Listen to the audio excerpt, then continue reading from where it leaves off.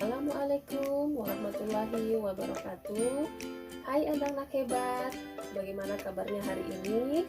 Semoga dalam keadaan sehat walafiat dan tetap semangat. Nah, sebelum kita memulai pembelajaran, marilah kita bersama-sama mengucapkan basmalah. Bismillahirrahmanirrahim. Anak-anak hebat, coba ibu mau tanya, siapa yang hari ini sudah sarapan? Coba acungkan tangannya. Iya, hebat. Sebelum pembelajaran dimulai, anak-anak sarapan dulu ya, agar bisa berkonsentrasi mengikuti pelajaran yang ibu guru berikan. Nah, anak-anak, sebelum kita memulai pembelajaran, silahkan kalian mengisi absen yang telah ibu guru berikan di classroom ya. Nah, sekarang kita supaya lebih semangat lagi, kita tepuk semangat. Semangat.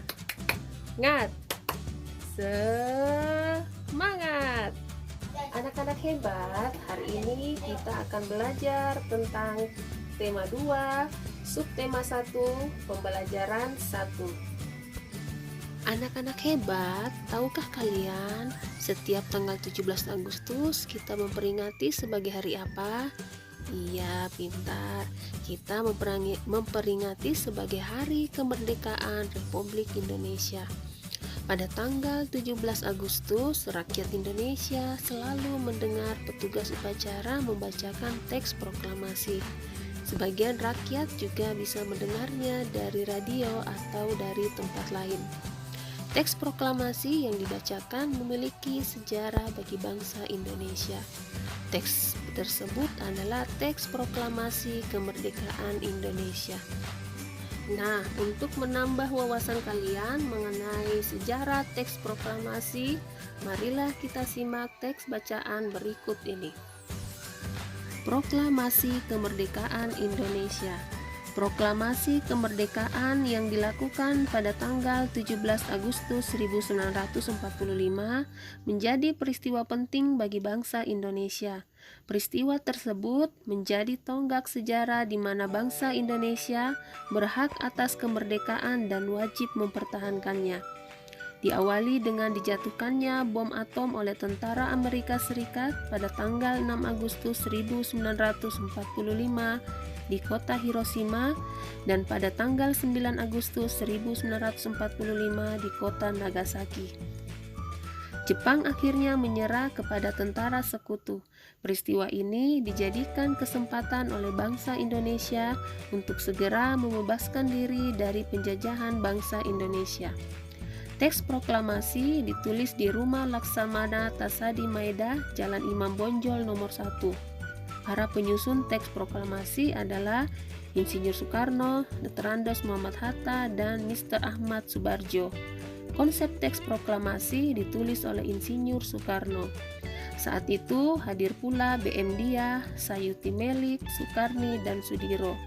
Soekarni mengusulkan agar yang menandatangani teks proklamasi itu adalah Insinyur Soekarno dan Muhammad Hatta.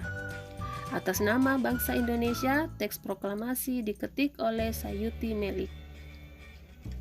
Pagi harinya, pada tanggal 17 Agustus 1945, di kediaman Soekarno, Jalan Pegangsaan Timur nomor 56 telah hadir antara lain Suwirjo, Wilopo, Gafar Pringgodityo, Tabrani, dan Trimurti. Acara dimulai pada pukul 10 dengan pembacaan proklamasi oleh Soekarno dan disambung pidato singkat tanpa teks. Kemudian bendera merah putih yang telah dijahit oleh Ibu Fatmawati dikibarkan. Setelah kalian membaca teks proklamasi kemerdekaan Indonesia, mari kita buat peta pikiran. Tapi sebelum itu, Ibu Guru akan menjelaskan dulu apa yang dimaksud dengan peta pikiran. Peta pikiran adalah suatu cara untuk menyajikan konsep, ide, tugas, dan informasi lainnya dalam bentuk diagram.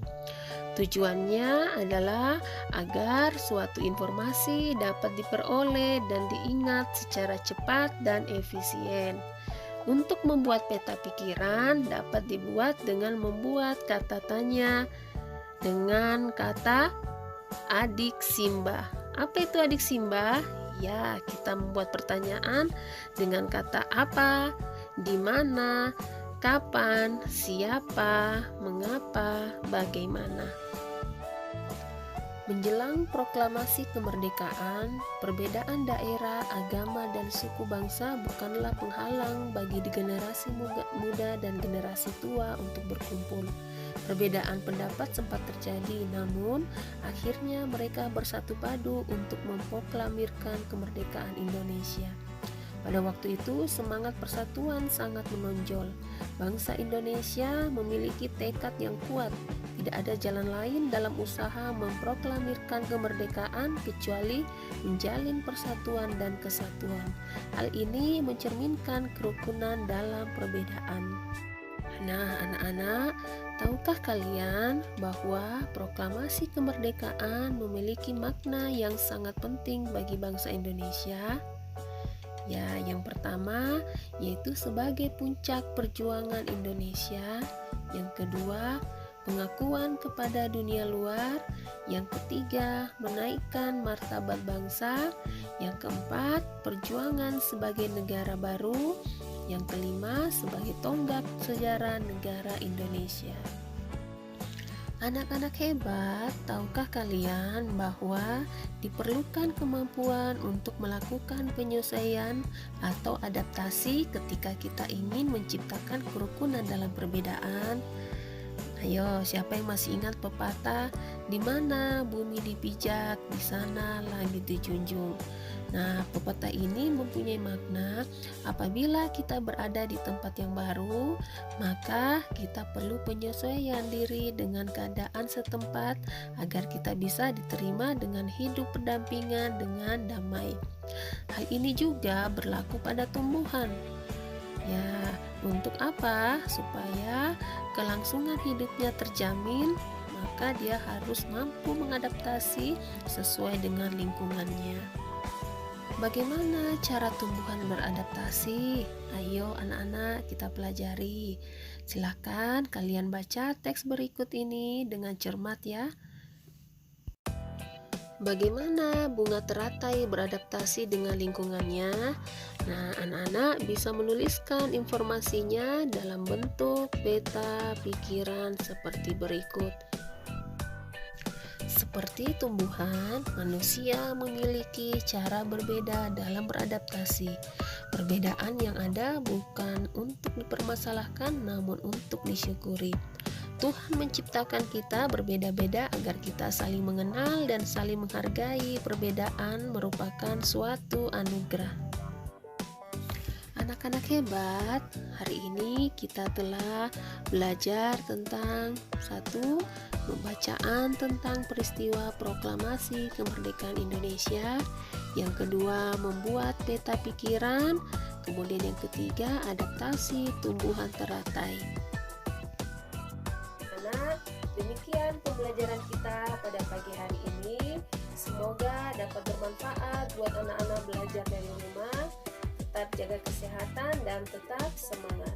Anak-anak, jangan lupa patuhi protokol kesehatan dengan cara 1. Mencuci tangan dengan air yang mengalir. Kemudian yang kedua, memakai masker. Ketiga, menjaga jarak dan menghindari kerumunan. Demikian pembelajaran kita. Wassalamualaikum warahmatullahi wabarakatuh.